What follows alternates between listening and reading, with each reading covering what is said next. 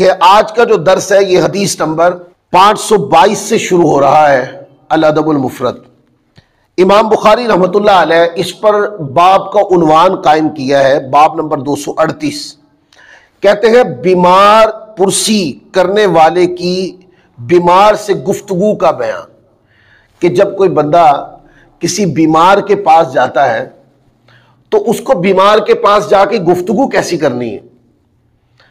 ऐसी गुफ्तगू बीमार के पास जाके नहीं करनी चाहिए कि बीमारी की शिद्दत को तो पहले से ही बर्दाश्त कर रहा है वो, क्योंकि बीमारी की शिद्दत एक ऐसी चीज होती है कि जो बंदा बीमारी की शिद्दत में सब्र करता है, अल्लाह की रजा के लिए सब्र करता है, तो कहते हैं बीमारी से बंदे के गुनाह धुलते हैं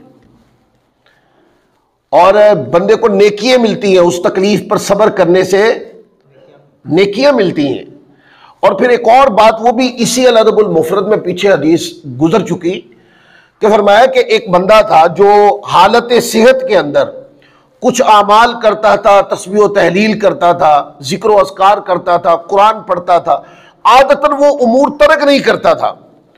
अब उसको बीमारी आ गई और बीमारी के अंदर वो अब शिद्दत बीमारी की वजह से वो अपने रोजाना के उमूर सर अंजाम नहीं दे सक रहा। अल्लाह अपनी रहमत से उन उमूर अज़कार खैर, अमल खैर का सवाब उसके न करने पर भी बीमारी की हालत में सवाब दे देता। तो बीमारी की कैफियत जो है इसको, लिहाजा अगर कोई बंदा बीमारी की कैफियत में सब्र कर रहा है अपने रब की रजा के लिए, तो जो आने वाला है उसने क्या करना है, हौसला बढ़ाना है। किस पर? शिफा पर, अल्लाह की रहमत पर, कि इंशाअल्लाह आप सेहतियाब हो जाएंगे। अल्लाह ताला की बारगाह में दुआ करनी है उसकी सेहत के लिए, हौसला दे के जाना है उसको। ऐसी कोई नेगेटिव गुफ्तगू नहीं करनी, चाहे जितने भी मोहलक बीमारी लग गई है उसको, उसकी ऐसी गुफ्तगू नहीं करनी कि उम्मीद तोड़ देनी है। बाज़ लोग ऐसे होते हैं, उनको ऐसी बीमारी लग जाती है कि जो बीमारी आपको पता है कि इसकी जान ले जाएगी, लेकिन आने वाले ने क्या करना है, आने वाले ने सिर्फ उम्मीद बनानी है, उसको सब्र देना है और जो शिद्दत मर्ज है उस पर सब्र की फजीलत बयान करनी है, सवाब बयान करना है, बीमारी गुनाह मिटा देती ये बयान करना है, ताकि बीमार का हौसला बढ़े। अब हदीस सुने। हजरत अब्दुल हमीद बिन जाफर रज़ी अल्लाह ताला अन्हो रिवायत करते हैं कि मुझे मेरे वालिद ने खबर दी कि हजरत अबू बकर बिन हज़म और हजरत मोहम्मद बिन मुनकदिर ने मस्जिद के कुछ लोगों के साथ हजरत उमर बिन हकम राफे अंसारी रज़ियल्लाहु ताला की बीमार पुरसी की। लोगों ने अर्ज की कि अबू हफ्स हमसे हदीस बयान फरमाए। उन्होंने कहा कि मैंने हजरत जाबिर बिन अब्दुल्लाह रज़ियल्लाहु ताला अन्हुमा से सुना, उन्होंने फरमाया कि मैंने नबी पाक सल्लल्लाहु अलैहि वसल्लम को फरमाते हुए सुना कि जिस शख्स ने किसी बीमार की बीमार पुरसी की, उसने अल्लाह ताला की रहमत में गोता लगाया, हत्ता कि जब वो बैठा तो इसमें ठहर गया। ज्यादा बीमार पुरसी करने के लिए जाना, बीमार की ये ऐसे है जैसे अल्लाह की रहमत में क्या करना, गोता लगाना। बंदा आप देखे पानी में बंदा गोता लगाता है, साफ शफाफ हो जाता है कि नहीं है, कि उसने पानी में गोता लगाया। तो जो बंदा अल्लाह की रहमत में गोता लगाता होता, कितने गुनाह मिट जाते होंगे। तो इससे पता चला बीमारी पर सब्र भी बंदे के गुनाह मिटते हैं, और बीमार की बीमार पुरसी करने जाना, इससे भी अल्लाह की रहमत मिलती है। बस जाने वाले को सोचना यह है कि मैं जा किस काम से रहा हूं और मेरा करैक्टर वहां किस तरह का होना चाहिए। फिर आगे बाब नंबर 239 है, जो शख्स मरीज के पास नमाज पढ़े उसका बयान। हजरत अता से रिवायत है, कहते हैं कि हजरत इब्ने उमर रज़ियल्लाहु ताला अन्हुमा ने हजरत सफवान की तिमालदारी की। हजरत अब्दुल्ला बिन उमर भी हुजूर के सहाबी हैं और हजरत सफवान भी हुजूर के सहाबी हैं। तो हजरत फारूक आजम के साहबजादे हजरत सफवान जो हुजूर के सहाबी हैं, उनकी तिमालदारी के लिए गए। तो नमाज का वक्त हो गया, तो हजरत अब्दुल्ला बिन उमर रज़ियल्लाहु ताला अन्हुमा ने उनको 2 रकअत नमाज पढ़ाई और फरमाया हम मुसाफिर हैं। अब इससे यह भी पता चला कि आप किसी की बीमार पुरसी के लिए जा रहे हैं तो कोशिश करें कि उसमें आपकी नमाज कज़ा नहीं होनी चाहिए। आप एक नेकी के लिए जा रहे हैं तो बड़ी नेकी कहीं तर्क ना कर दीजिएगा। और दूसरा, इसमें यह बात बयान की गई कि जब बंदा सफर में होता है तो उसके ऊपर 4 रकत वाली नमाज 2 रकत हो जाती है। अब सुने हदीस पाक जिसका मैंने आपको बताया था। ये बाब नंबर 240 है और हदीस नंबर 524। इस पर इमाम बुखारी रहमतुल्लाह अलैह ने बाब कायम किया है कि मुशरिक की तीमारदारी करने का बयान या काफिर की तीमारदारी करने का बयान। अब इसके नीचे हदीस लाए हैं। ये रिवायत सही बुखारी में 1356 पर, 5657 पर, सुनन अबी दाऊद के अंदर 3095 पर, और इसके अलावा दर्जनों रिवायात हैं किताबों के अंदर ये रिवायत मौजूद है। हजरत अनस इब्न मालिक रज़ियल्लाहु ताला अन्हु से रिवायत है कि यहूदियों का एक लड़का था, नबी पाक सल्लल्लाहु अलैहि वसल्लम की खिदमत करता है। वो बीमार हो गया तो नबी पाक सल्लल्लाहु अलैहि वसल्लम की तीमारदारी के लिए गए, यानी हुजूर गए तीमारदारी के लिए। बस आप उसके सराहने के पास बैठ गए। आप सल्लल्लाहु अलैहि वसल्लम ने उससे फरमाया, इस्लाम कबूल कर ले। तो उसने अपने बाप की तरफ देखा, वो उसके सर के पास बैठा था। तो उस लड़के के बाप ने उस अपने बेटे से कहा, हजरत अबुल कासिम सल्लल्लाहु अलैहि वसल्लम की इताअत कर। तो उस लड़के ने इस्लाम कबूल कर लिया। बस नबी करीम सल्लल्लाहु अलैहि वसल्लम ने यह फरमाते हुए आका अलैहिस्सलाम वहां से निकले कि तमाम तारीफें उस जात के लिए हैं जिसने मेरी वजह से इसको दोज़ख से बचा लिया। अब हुजूर की बारगाह में आप इससे अंदाजा करें कि इस्लाम किस तरह का दीन है और मुसलमान को कैसा होना चाहिए।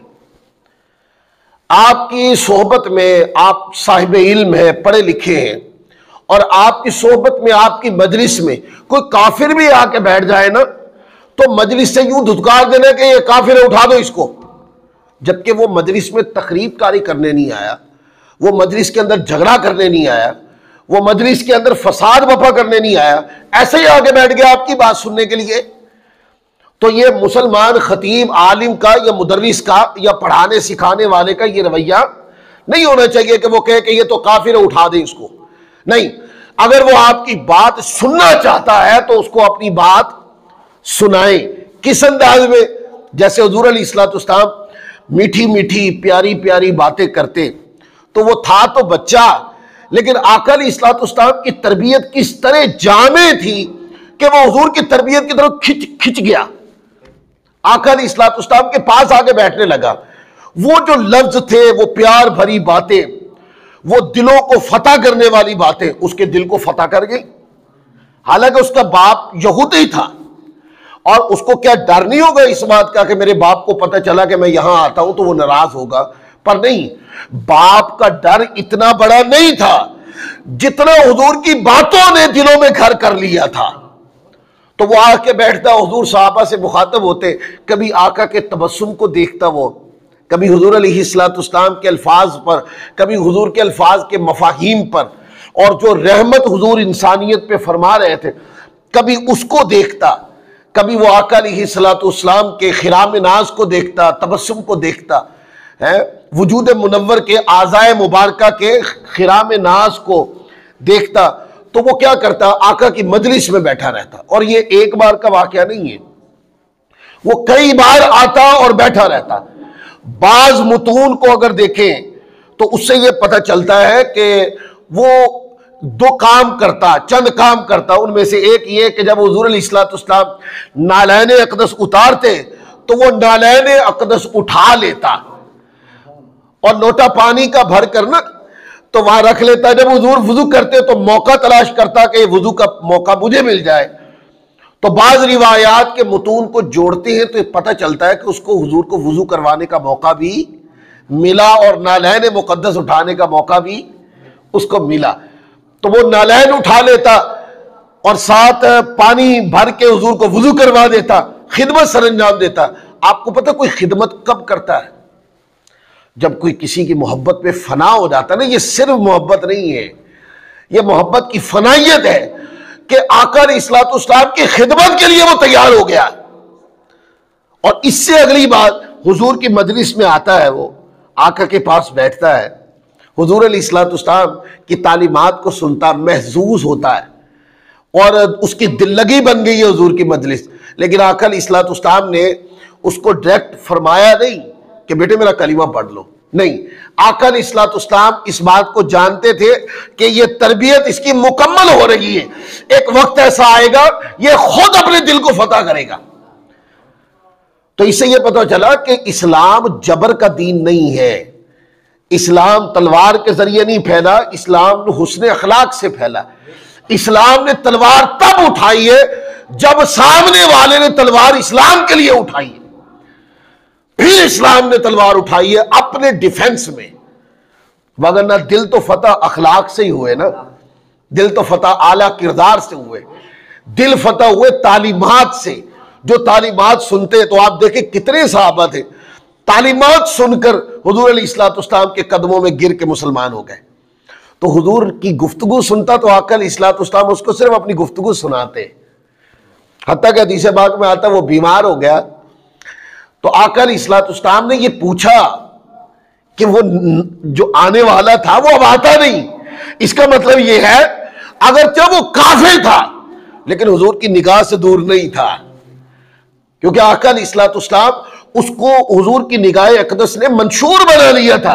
वो आका इस्लाम यानी वो आना वाला हदफ उसके इस्लाम का था।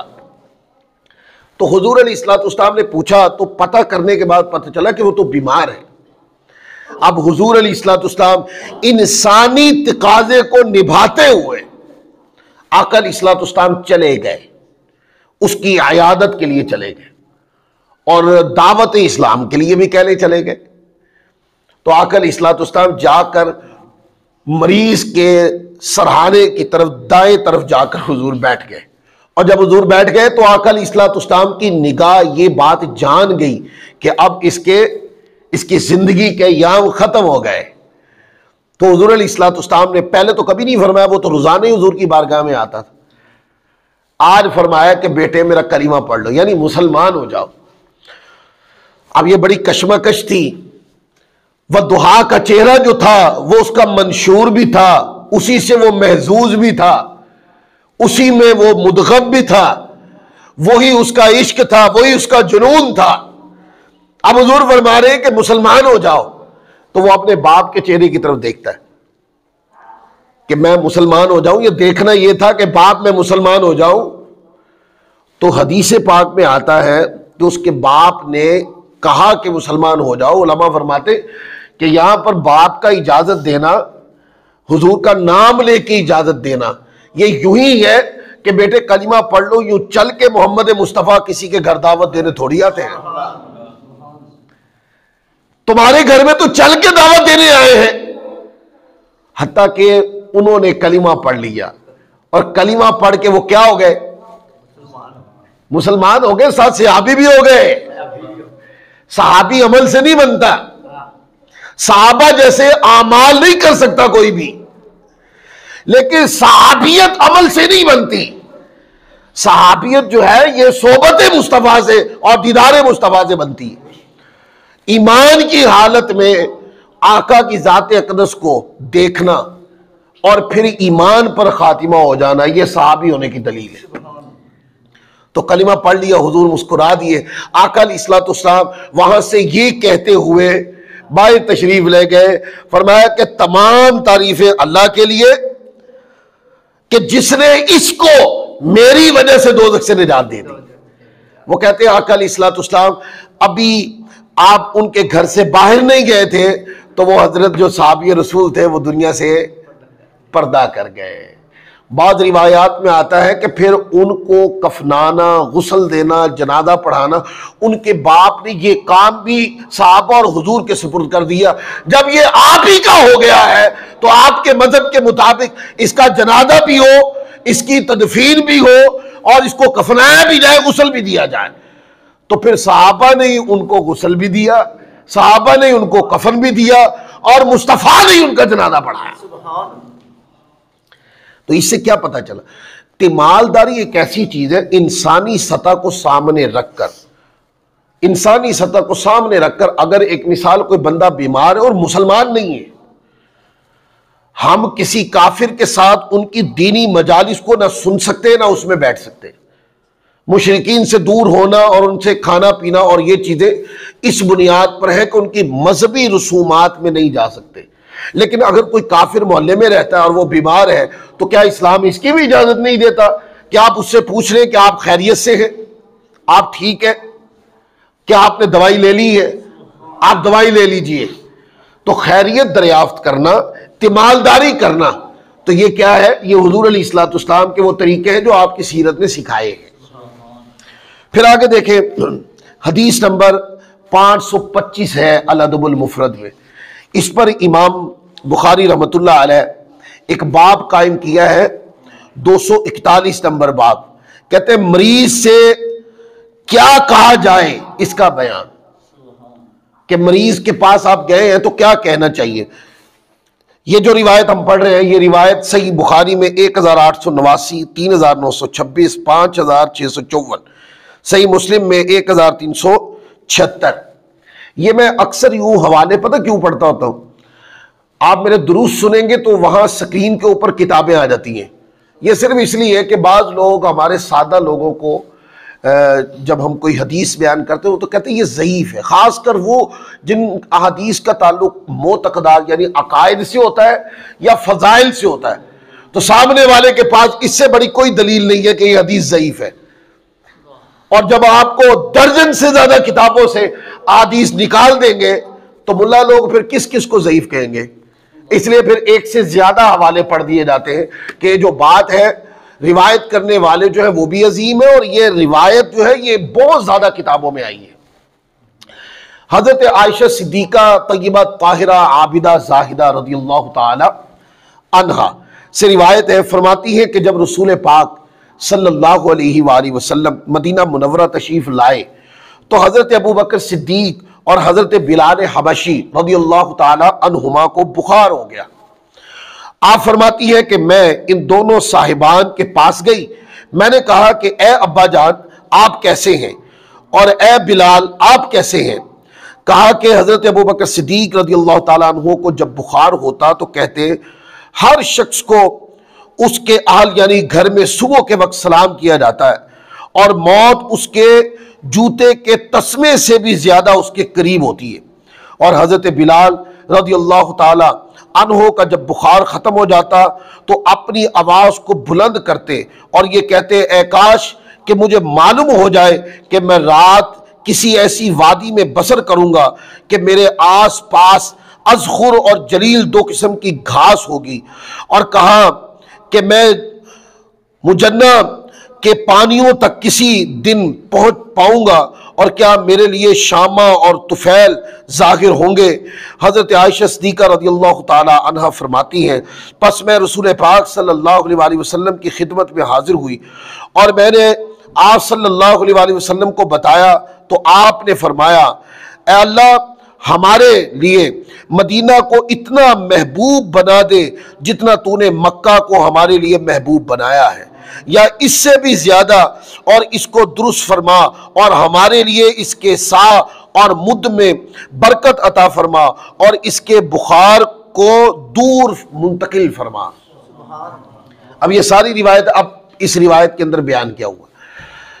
देखिए सय्यदा आयशा सिद्दीका रज़ियल्लाहु ताला अन्हा ने जाकर पूछा ना आप कैसे हैं, तो जाके पूछना चाहिए। कोई बीमार हो जाए ना तो जाके पूछें कि आप कैसे हैं। अच्छा, इसमें यह नहीं फर्क करना चाहिए यानी हमारे अंदर रंग नस्ल कि कोई काला है या गोरा है, कोई अमीर है या गरीब है, कोई पढ़ा लिखा है कोई अनपढ़ जाहिल है, कोई ठेला लगाता है या किसी की बहुत बड़ा डिपार्टमेंट है, ये नहीं होना चाहिए। मुसलमानों में ये तफरीकें सारी शैतान ने पैदा की हैं और मुसलमान ने ये रवैयात सारे के सारे काफिरों से लिए। ये मुसलमानों का तर्ज अमल नहीं है। देखे दोनों बुजुर्गों की बात आ गई ना, एक सादा है और रंग काला है, एक सिद्दीक है रंग गोरा है। सिद्दीक अमीर है, बिलाल हबशी जो है सिद्दीक अकबर ने खरीद के आजाद किए हैं। और उनकी साहबजादी आकर दोनों से फरमाती है, अब्बा जान आप कैसे हैं, बिलाल आप कैसे हैं। तो इसका मतलब यह है कि जब आप किसी की बीमार पुरसी करने के लिए जाते हैं तो वहां पर जाकर यह नहीं देखना चाहिए कि भाई ये तो मतलब बहुत गरीब आदमी, मैं क्या इसको पूछूं।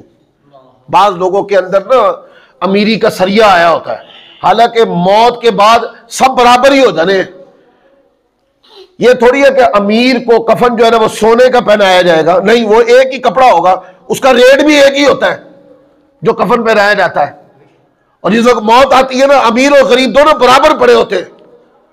या तो फिर अमीर दिल बड़ा करे ना और कहे मुझे सोने के कफन में लेके जाना और मेरे जनाजे में किसी गरीब को ना आने देना। अमीर का जनाजा भी गरीब ही उठाते, अमीर के अपने तो कब्र में उतारने के लिए तैयार नहीं होते। ये हमारी आंखों के देखे वाकयात हैं। तो इन सारी चीजों पे गौर करना चाहिए। ये फर्क नहीं है, अल्लाह को पसंद नहीं है ये फर्क। किसी का काम क्या है ये उसका जाती मसला है। कोई ठेले का काम करता है या कोई छोटी दुकान पर काम करता है, या किसी का कारोबार छोटा है किसी का बड़ा है, ये उसके जाती मसाइल है। ये उसकी इंसानियत पर, उसकी शख्सियत पर असर अंदाज नहीं होने चाहिए। आप देखें ना, जब मस्जिद में कोई नमाजी आता है तो कोई अमीर हो या गरीब, अल्लाह की बारगाह में तो एक ही है ना। अल्लाह की बारगाह में तो वो देखा जाएगा कि मुत्तकी कौन कितना है। और अगर गरीब आदमी मुत्तकी ज्यादा है तो बड़ा आदमी, पैसे वाला आदमी ज्यादा पैसे वाला होकर भी अल्लाह की बारगाह में कुछ नहीं है। तो इन सारी चीजों पर यह फर्क खत्म कर दे। मैं बड़ा हूं खानदान में, लिहाजा मैं छोटे की इयादत करने नहीं जा सकता हूं, मैं पूछूंगा किसी के जरिए पता कर रहा भाई, और वहां बता के आना फलाने ने कहा सी मैं उदा पता करना आया। नहीं, आप अगर बीमार हैं किसी वजह से नहीं जा सकते, ये एक उज़र है जो जायज है। लेकिन अगर आप इस वजह से नहीं गए, आप बड़े हैं तो मैं छोटे की आदत करने कैसे जाऊं, ये वो रवैयात है, ये वो चीजें हैं जिससे इस्लाम ने मना किया है। और ये कुफर दुनिया से ली गई है, फर्क करने वाली। इस्लाम फर्क नहीं करता, ना काले गोरे में फर्क करता है, ना अमीर और गरीब में फर्क करता है, ना अनपढ़ जाहिल और पढ़े लिखे में फर्क करता है। इस एतबार से कोई बीमार हो जाए तो जाएं, खुद जाएं। जब आप जाएंगे उसका पता करने, आपने जाकर क्या करना, मीठा बोल ही बोलना है ना। आप कैसे हैं, आपकी तबीयत कैसी है, मैं क्या खिदमत सर अंजाम दे सकता हूं, ये सारी चीजें आप पूछे तो सही। आपके जाने से उसके दिल में आपको पता है कितनी मोहब्बत पैदा हो जानी है कि मेरा पूछने वास्ते आया है। आपको पता है आपके जाने के बाद उस बीमार ने आपके लिए क्या क्या दुआएं करनी, इल्म है आपको इसका। और क्या पता उनमें से कोई दुआ आज उसके मुंह से निकलनी और आपका बेड़ा पार हो जाना हो।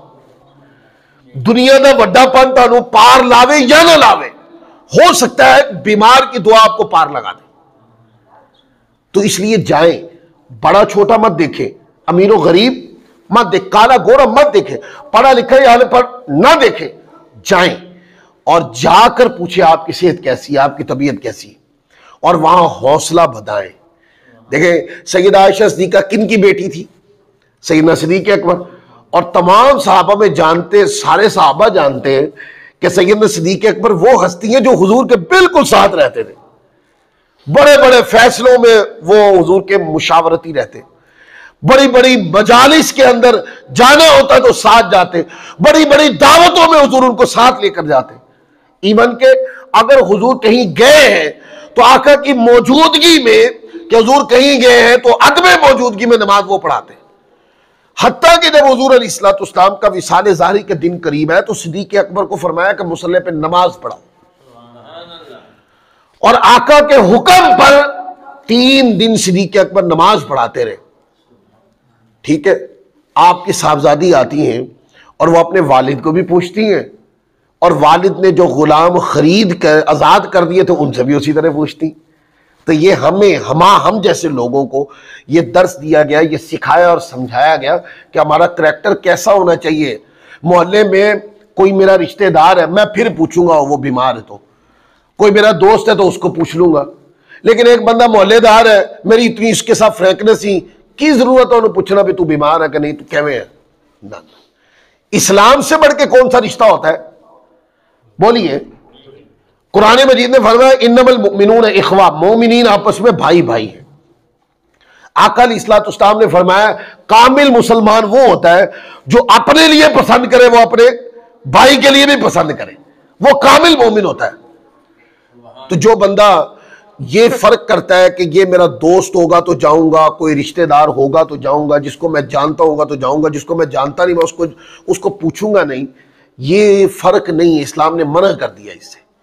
आप किसी को जानते हैं या नहीं जानते, वो मुसलमान है, आपका हक बनता है कि आप जाएं और उसकी आदत करें।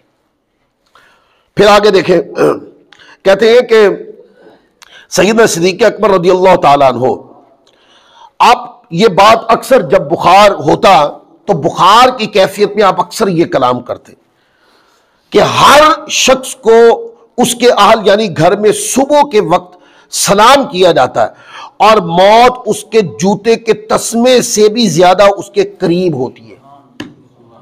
इतनी बात अगर बंदों को समझ आ जाए ना, बंदे गुनाह करने से बात आ जाए कि बंदे को पता हो कि मौत, कुरान पाक फरमाता है वन्नहनु अक़रबु इलैहि मिन हब्लिल वरीद, अल्लाह तबारक व तआला बंदे की रगे जान से करीब है। और मौत पता बंदे के कितनी करीब है, एक बुजुर्ग मिसाल देते हुए समझाते हैं, एक सांस है जो आपने अंदर खींच लिया है, आपको यह नहीं पता कि बाहर आना करिए, इतनी सी मोहलत है, मौत इतनी करीब है। तो ऐसे मौके पे बंदे को क्या करना चाहिए? क्या नेकी को छोटा समझ के रद्द कर देना चाहिए? गुनाह जितना भी छोटा उसको करना नहीं चाहिए, और नेकी जितनी भी छोटी हो उसको छोटा समझ के रद्द नहीं करना चाहिए। मालूम नहीं अल्लाह की नाराजगी किसमें है और अल्लाह की खुशनूदी किसमें। हो सकता है कि छोटा सा गुनाह आप ये समझ के करेंगे तो छोटा सा ही है और उसी से पकड़ हो जाए, और नेकी को छोटा समझ के आप रद्द कर देंगे ये तो छोटी सी नेकी है, क्या पता उसी से ही अल्लाह ने बख्शना हो। वो मालिक है ना, वो छोटी नेकी से बख्शे या बड़ी नेकी से, वो उसका मुल्क है, उसकी मखलूक है, वो मालिक और खालिक है। वो जो भी फैसला फरमाएगा वो उसका आदल है या फजल है, जुल्म नहीं फरमाता रब किसी पर। तो कैसे याद करते थे सैयदना सिद्दीक़ अकबर रज़ियल्लाहु ताला अन्हु, वो शख्सियत है जो अक्सर रोजे से रहा करते, रोजाना किसी एक बीमार की बीमार पुरसी करने जाते,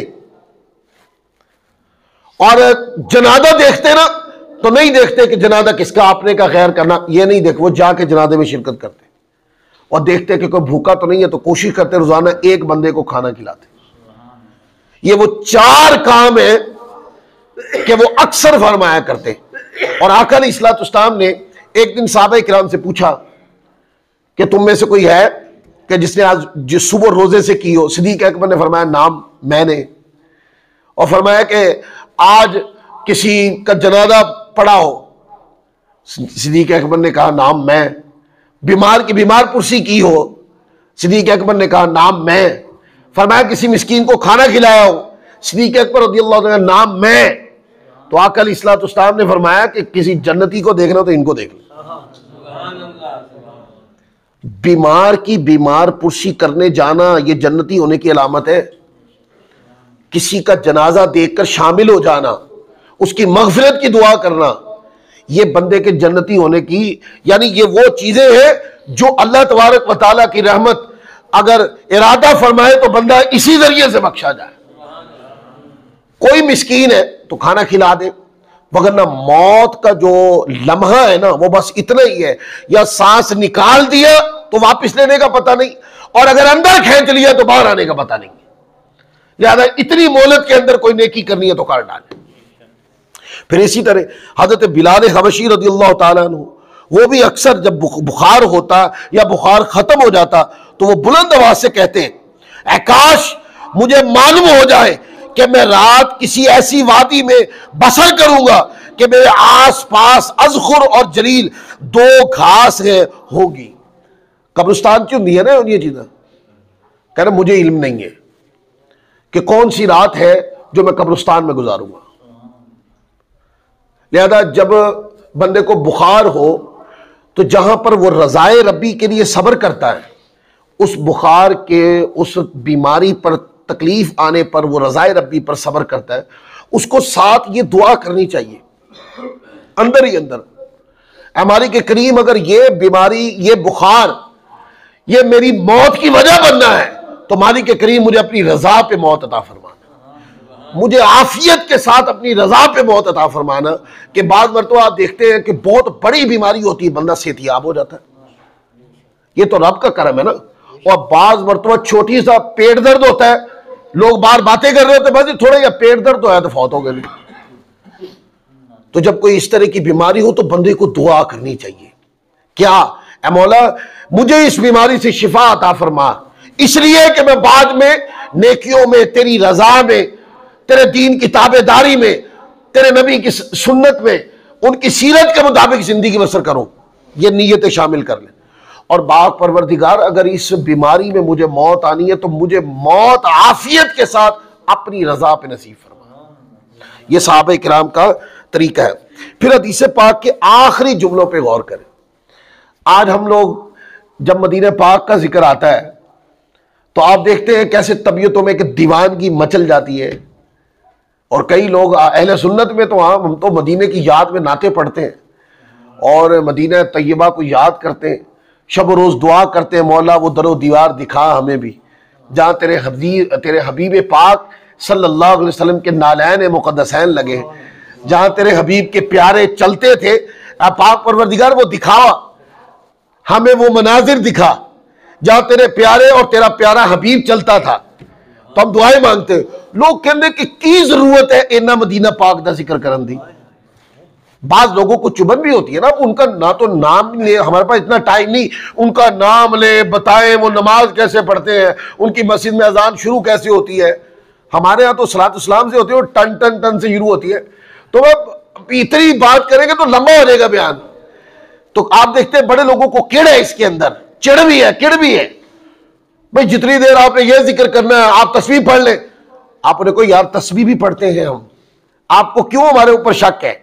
हम नमाज पढ़ते हैं, तस्बीह पढ़ते हैं और नफली नमाज पढ़ते हैं, रात की इबादत करते हैं, हम तहज्जुद भी पढ़, क्या मसला है आपको?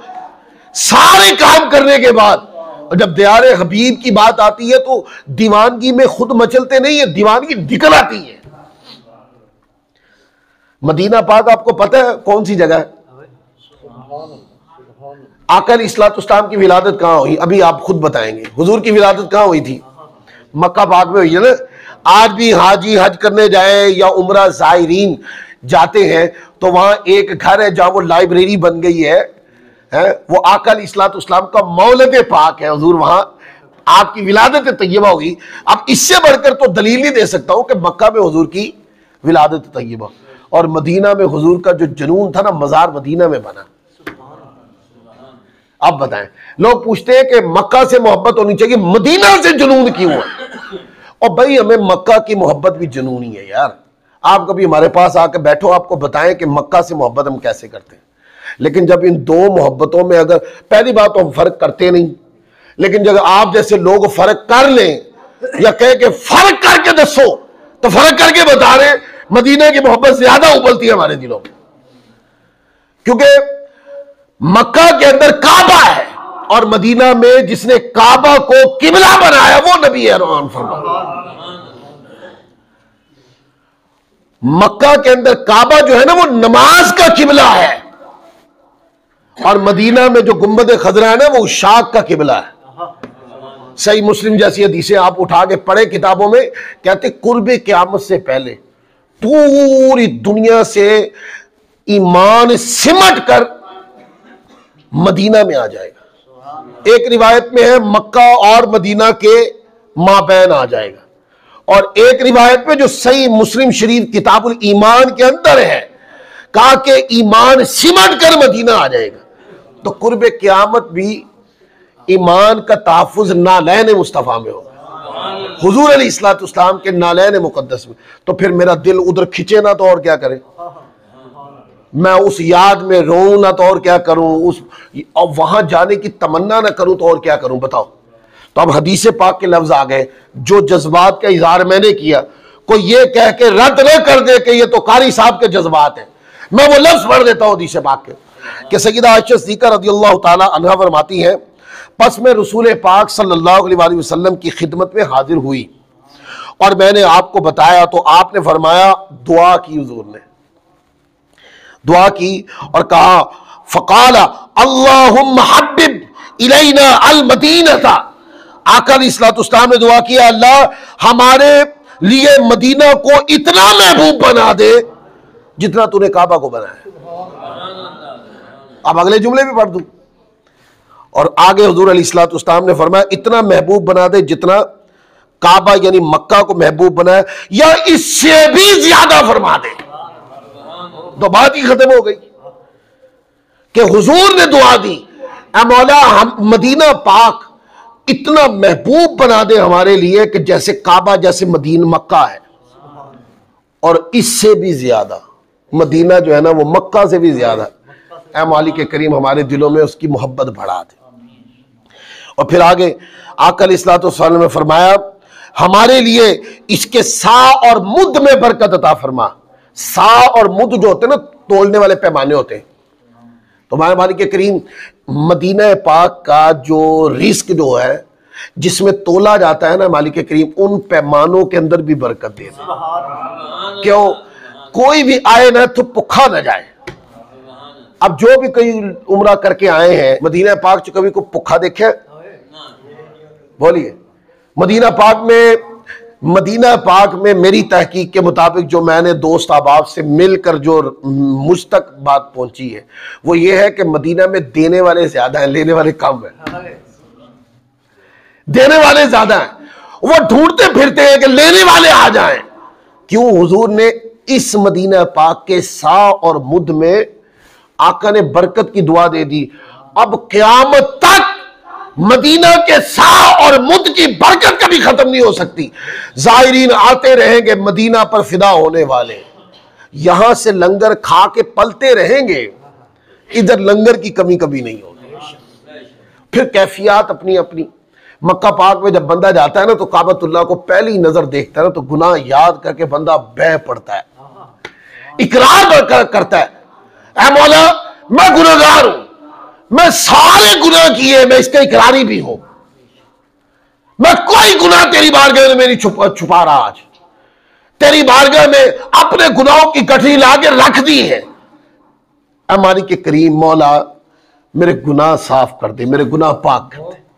है तो मक्का पाक के अंदर गिर्द काबा के घूमते घूमते रो रो के ज़ाहिर काबा वो क्या यही दुआ करता है, मौला मैं इकरारी हूं, मैं अपने सारे गुनाहों का इकरारी हूं, मैं वो गुनाह जो मुझे याद है जो मुझे नहीं याद मैं सारे मानता हूं, मेरे गुनाह माफ फरमा दे। वो कहते काबा के गिर्द घूमता रहता है और कहते हैं कि गुनाहों से पाक हो जाता है, ऐसे जैसे मां के पेट से आज ही पैदा हुआ। गुनाहों से तो पाक हो गया, जो गिड़गिड़ाना था वो तो गिड़गिड़ा लिया, आहो बुका जो रब की बारगाह में करनी थी वो तो कर ली। और जब गुनाहों से पाक हो गया ना, जब आमाल की कमजोरी जो थी वो उससे बिल्कुल पाक हो गया, तो फिर कहा कि अब मदीने की तरफ जाओ, यानी मदीने के विच कोई गंदा मैला बंदा दाखिल नहीं होना चाहिए।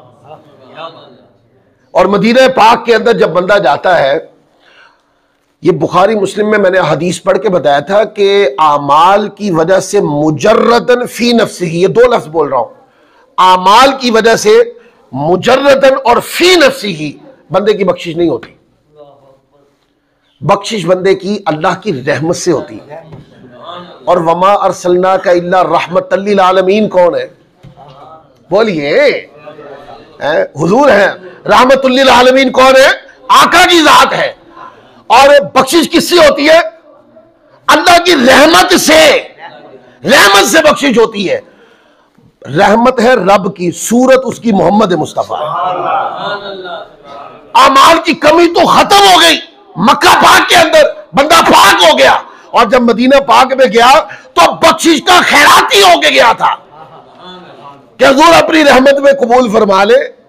आपकी रहमत वो जो रब की रहमत है, अगर आपकी बारगाह में मुझे शर्फ बारियाबी नसीब हो गई तो फिर मैं बख्शे हुए में लिख दिया जाऊं। तो वहां जाके गुंबद खजरा को देख के बंदा कहता है असअलू का शफा का या रसूल अल्लाह, असअलू का शफा का या रसूल अल्लाह। आका अपनी शफात में कबूल फरमा ले और मेरे लिए लिख दे परवाना कि तुम्हें अपनी शफाअत में कबूल किया। यानी हुजूर जिसको शफाअत के लिए कबूल कर लेंगे, समझो वो अल्लाह की रहमत में भी मुंतखब हो गया, रजिस्ट्री होगी उसकी, वो बख्शा जाएगा। क़यामत का मंजर सामने लाए ना, लोग तो दोज़ख में जा गिरे होंगे, हुजूर की शफाअत का इस्तेहकाक मिलेगा तो अल्लाह ताला की रहमत भी रजिस्टर्ड फरमा देगी बख्शिश के लिए, जाओ माफ कर दो। तो मक्का पाक में गुनाह पाक, बंदा पाक होता है और मदीना पाक में मोहर लगती है। लिहाजा जो मक्का पाक में, इसलिए मैं अक्सर कहता हूं मक्का और मदीना की मोहब्बत हमारे लिए दो नहीं है, हम तो जुनूनी है मक्का की मोहब्बत के भी और मदीना पाक की मोहब्बत के भी जुनूनी है। हम तो जब मोहब्बत करते हैं तो जुनून की करते हैं, नाम नाम की मोहब्बत थोड़ी होती है, जैसे वो लोग कहते हैं नमाज पढ़ ली तो तेरी मोहब्बत भी हो गई। नहीं, नमाज पढ़ना मोहब्बत के साथ है, लेकिन तू नमाज के अमल को अलामत मोहब्बत करार दे, यानी फिर मोहब्बत का ताल्लुक दिल के साथ कोई नहीं है। लोग वो जो दिल के साथ तार होती है ना मोहब्बत की, आमाल का नाम लेके वो मिटाने की कोशिश करते हैं। नहीं, हम तो मक्का पाक की मोहब्बत भी जुनून से अपने दिल में रखते हैं और मदीना पाक की। और जब कोई बंदा बाज़िद हो जाए, नहीं दोनों जो 10 है कि केड़ी है, तो फिर फिर खुल के बताया करो मदीना की मोहब्बत जो है मेरे दिल पर मक्का की मोहब्बत से ज्यादा गालिब। आप पूछे किसने कहा, उन्हें कहा जी कारी साहब ने बुखारी शरीफ से 3 मुकाम तो हदीस पढ़ के सुनाई थी कि हुजूर ने दुआ किया, मौला मदीना पाक की मोहब्बत ओवे साडे दिल च पा दे जिवें मक्का दी पाई है, तो मदीना दी वधा दे। लफ्ज़ तो मेरे तो नहीं, ये तो आका इस्लाम के लफ्ज़ है, मौला मदीना की मोहब्बत बढ़ा दे। सो ये मोहब्बत दिलों में मदीना की जो बढ़ गई है, ये जिनके दिलों में नहीं बढ़ी वो अपने कसूर पे गौर करें, और जिनके दिलों में बढ़ गई है वो माने कि ये रसूल पाक का फैज़ है जो सीनों में मुंतकिल है। अल्लाह ताला हम सबको अमल की तौफीक।